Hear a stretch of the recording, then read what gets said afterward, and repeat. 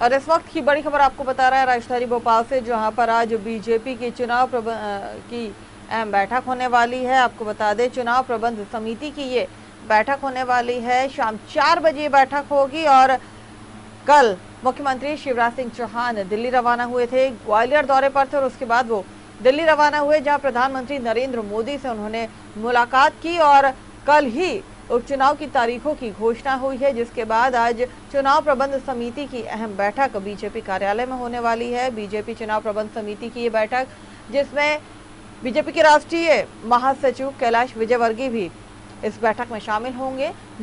जो कैंडिडेट हैं, जो उम्मीदवार हैं, उनके नामों को लेकर भी मंथन किया जाएगा। तो इस वक्त की बड़ी खबर आपको बता रहे हैं राजधानी भोपाल से, बीजेपी चुनाव समिति की आज अहम बैठक होने वाली है। बैठक के बाद पार्टी केंद्र को जो है वो नामों की सूची भेजेगी और 1 से 2 अक्टूबर को होगा बीजेपी के नाम जो है उम्मीदवार, उनके नामों का जो ऐलान है वो हो सकता है। ये कयास लगाए जा रहे हैं क्योंकि अब ज्यादा समय नहीं बचा है।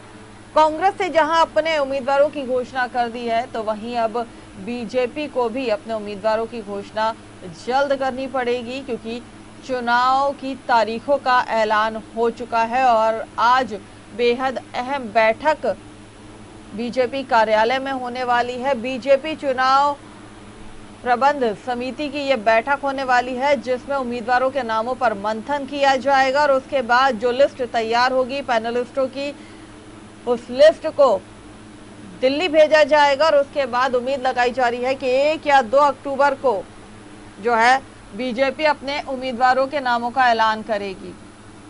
बेहद दिलचस्प मुकाबला उपचुनाव का मध्य प्रदेश में देखने को मिलेगा। 28 सीटें उपचुनाव के लिए हैं, जहां पर सिर्फ और सिर्फ 16 सीटें जो हैं वो ग्वालियर चंबा संभाग से आती हैं।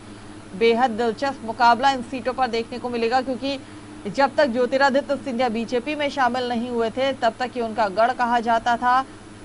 ग्वालियर चंबा संभाग उनका गढ़ कहा जाता था। इसके अलावा उनके जो मंत्री थे, चाहे इमरती देवी की बात कर ली जाए या गोविंद सिंह राजपूत की बात कर ली जाए, ये तमाम ऐसे नाम थे जिन्होंने कांग्रेस की सरकार को गिराया था और ज्योतिरादित्य सिंधिया के कहने पर उन्होंने बीजेपी का दामन थामा था। कहीं ना कहीं उनकी साख भी दांव पर लगी है।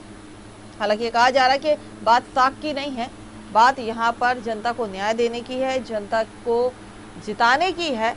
लेकिन तारीखों के ऐलान के बाद अब आरोप प्रत्यारोप का जो दौर है वो भी तेज हो गया है और हमारे साथ सीधे जुड़े हमारे स्टेट हेड राजेश सक्सेना जी। राजेश जी, आज बेहद अहम बैठक होने वाली है बीजेपी कार्यालय में, जहां पर चुनाव प्रबंध समिति की बैठक होने वाली है। कल प्रधानमंत्री से मुलाकात भी की है मुख्यमंत्री शिवराज सिंह चौहान ने और कल ही तारीखों का ऐलान हुआ है। आज उम्मीदवारों के नामों पर मंथन हो सकता है, क्या कहेंगे आप? बिल्कुल स्मिता, आज अहम बैठक है और इस बैठक के जरिए एक तरफ जहां जिन नामों का जिक्र कर रही है कि बीजेपी नाम तय करेगी 28 सीटों को लेकर। हालांकि इसमें कोई ज्यादा दिक्कतें पार्टी के सामने नहीं है, क्योंकि 23 से 24 ऐसे नाम हैं कि लगभग तय है। ये वही नाम है जो कांग्रेस में विधायक थे और कांग्रेस छोड़कर बीजेपी उन्होंने ज्वाइन की और उसके चलते उस विधानसभा की ये सीट खाली हुई है, तो इसके लिए कोई ज्यादा मशक्कत बीजेपी को नहीं करना होगी।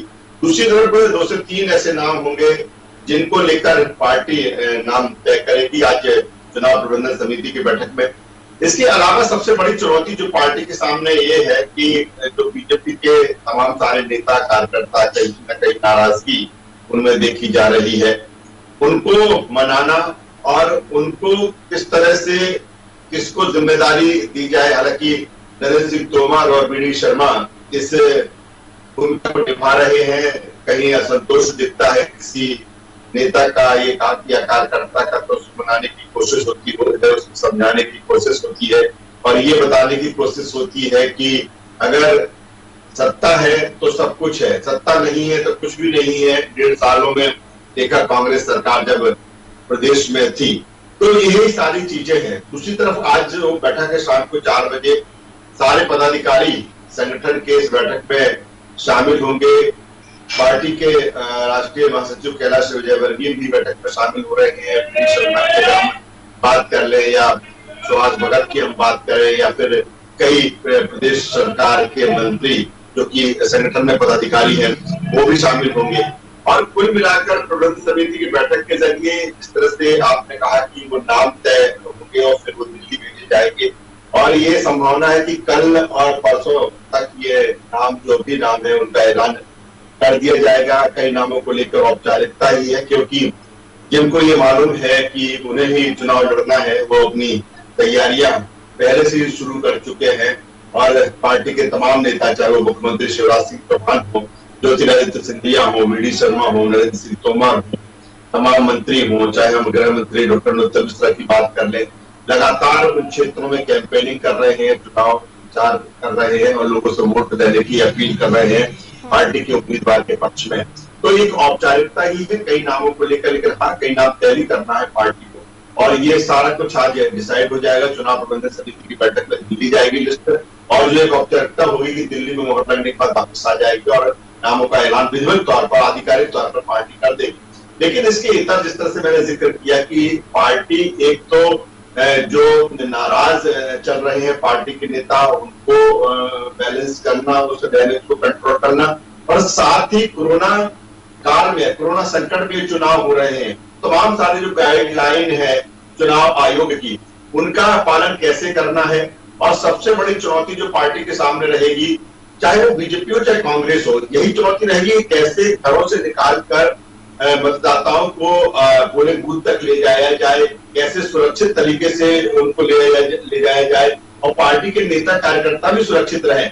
तो ये तमाम सारे मुद्दे हैं और यही कारण है कि अहम बैठक है, कई बिंदुओं पर चर्चा होने वाली है। और जाहिर सी बात है कि अब चुनाव तारीखों का ऐलान हो चुका है, इस तरह से 3 नवंबर को वोट डाले जाएंगे, 10 को परिणाम आएंगे। तो ऐसे में जो तैयारियां हैं बीजेपी की, वो उसको और तेज करना चाहती है। जिम्मेदारी पहले से भी सौंपी गई है, चाहे वो मंत्री हो, चाहे विधायक हो या अन्य जनप्रतिनिधि हो, संगठन से जुड़े नेता हो, युवा मोर्चा से जुड़े कार्यकर्ता नेता हो, तमाम तरह की जिम्मेदारियां पहले ही सौंपी गई है।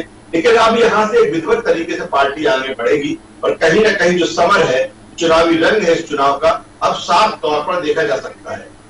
बिल्कुल राजेश जी, ये बात सही है कि लगभग नाम तय हो चुके हैं और ये भी एक बड़ी चुनौती होने वाली है। हालांकि जो आपने जिक्र किया है कि जो पुराने कार्यकर्ता हैं उनकी नाराजगी कहीं ना कहीं देखने को मिलेगी, लेकिन सवाल अब ये भी खड़ा होता है कि जो लोग बीजेपी में थे और जिन्होंने कांग्रेस का दामन थाम लिया, हम अगर सतीश शिखरवाल की बात कर ले या फिर पारुल जी की बात कर ले, ये तमाम ऐसे नाम थे जो नाराज थे और उसके बाद उन्होंने कांग्रेस को ज्वाइन किया था।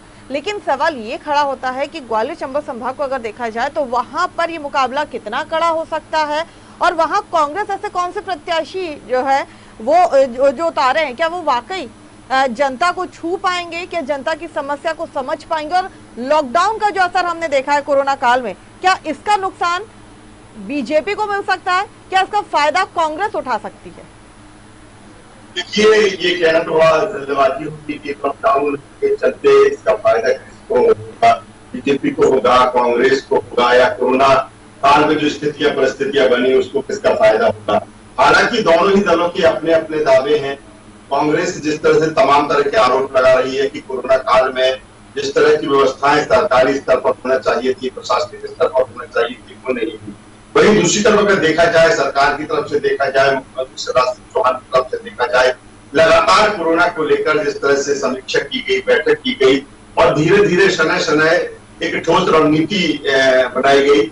और यही कारण है कि कोरोना लगातार जिस तरह से संक्रमण बढ़ा, लगातार जिस तरह से कोरोना अनलॉक होता गया, ऐसे में जो व्यवस्थाएं हैं सरकार ने अपनी तरफ से पूरी कोशिश की है, लेकिन कोरोना का संक्रमण जिस तेजी से फैला था, कहीं ना कहीं चूक, कहीं ना कहीं कमियां जरूर रहती हैं। लेकिन कुल मिलाकर सरकार का यही कहना है कि कोरोना काल में, या पार्टी का यही कहना है कि कोरोना काल में वो तमाम सारी व्यवस्थाएं बनाने की कोशिश की गई है कि आम जनता को परेशानी ना हो, हेल्थ की बेहतर व्यवस्था यहाँ पर हो। ये मुद्दा जरूर रहेगा। इससे जुड़े जो दावे हैं, जो बातें हैं, जो आरोप प्रत्यारोप है, वो भी इस चुनाव में देखने को मिलेंगे।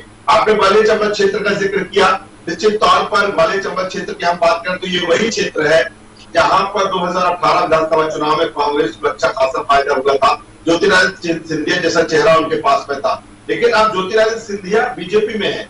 ऐसे में बहुत संभावना है कि इसका फायदा बीजेपी इस क्षेत्र में उठा ले और इस मर्म को समझना चाहिए कि सबसे ज्यादा सीटें इसी क्षेत्र में है। ग्वालियर चंबल क्षेत्र में 16 सीटें आती हैं और यही कारण है कि हमने बीजेपी को देखा, बीजेपी के तमाम नेताओं को देखा, चाहे वो ज्योतिरादित्य सिंधिया हो, सीएम शिवराज सिंह चौहान हो, बीडी शर्मा हो, नरेंद्र सिंह तोमर हो, एक पूरी कैंपेनिंग वहां पर की गई, महासदस्यता अभियान चलाया गया, पीसीसी चीफ कमलनाथ भी वहां पर पहुंचे थे, उन्होंने भी जमावट की है।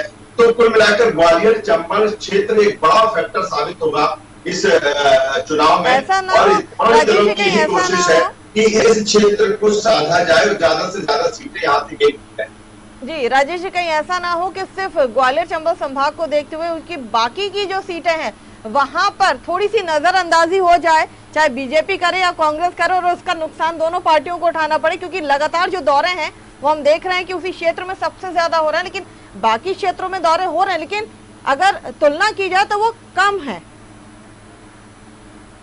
बिल्कुल नहीं स्मिता, चूंकि अब जो स्थितियां परिस्थितियां हैं, कई क्षेत्र ऐसे हैं कि जहां पर भले उतने नेता नहीं पहुंच रहे हो, लेकिन मुख्यमंत्री शिवराज सिंह चौहान की हम बात करें तो लगातार वहां पर कैंपेनिंग कर रहे हैं, तमाम तरह के विकास कार्यों का भूमि पूजन और लोकार्पण कर रहे हैं। हमने रायसेन में भी देखा, हमने सागर भी देखा, हमने अन्य जो चाहे वो मार्टपलिया क्षेत्र हो या मालवा की सीटें आती हैं उनकी हम बात करें, तो लगातार जो मॉनिटरिंग है बीजेपी की वो पूरी तरीके से है और अलग अलग जिम्मेदारी, यही कारण किया ये अलग अलग जिम्मेदारी सौंपी गई है नेताओं को, मंत्रियों को, कि वो हर क्षेत्र में पहुंचे, उस पर नजर रखे, कहा क्या कुछ स्थितियां विपरीत दिख रही है तो उसको दुरुस्त किया जाए।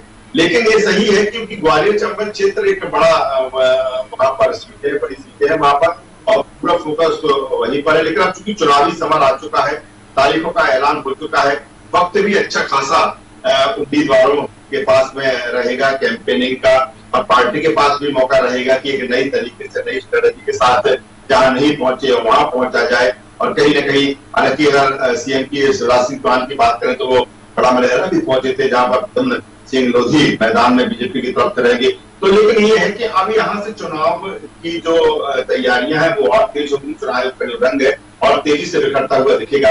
तो कुल मिलाकर यही है कि अब समर जो है, और निश्चित तौर पर ये जो चुनाव पूरे देश में इस चुनाव पर नजर है। एक तो विधानसभा के पूरे चुनाव होते हैं इस तरह से बिहार में है, लेकिन जो 28 सीटें हैं और जहां पर उपचुनाव हो रहे हैं, ये पहला मौका है कि इतनी बड़ी संख्या में उपचुनाव किसी प्रदेश में हो रहे हो। ऐसे में निश्चित तौर पर दिलचस्प और कड़ा मुकाबला यहाँ पर होगा और यही कारण है सभी की निगाहें, पूरे देश की निगाहें मध्य प्रदेश के इस उपचुनाव को लेकर। चलिए, बहुत बहुत शुक्रिया राजेश, हमारे साथ इस तमाम जानकारी को साझा करने के लिए बहुत बहुत शुक्रिया। तो आज बीजेपी कार्यालय में बीजेपी चुनाव प्रबंध समिति की अहम बैठक होने जा रही है, जहां पर मतदाताओं के माफ कीजिए जो उम्मीदवार हैं उनके नामों को लेकर आज मंथन होगा और उसके बाद जो लिस्ट तैयार होगी उसे दिल्ली भेजा जाएगा। और उम्मीद की जा रही है कि 1 से 2 अक्टूबर के बीच यहां पर बीजेपी अपने उम्मीदवारों के नामों का ऐलान कर देगी। आपको ये भी बता दें कि इस अहम बैठक में जो है आज बीजेपी के राष्ट्रीय महासचिव कैलाश विजयवर्गीय भी शामिल होने आ रहे हैं और 4 बजे यह बैठक होगी बीजेपी कार्यालय में।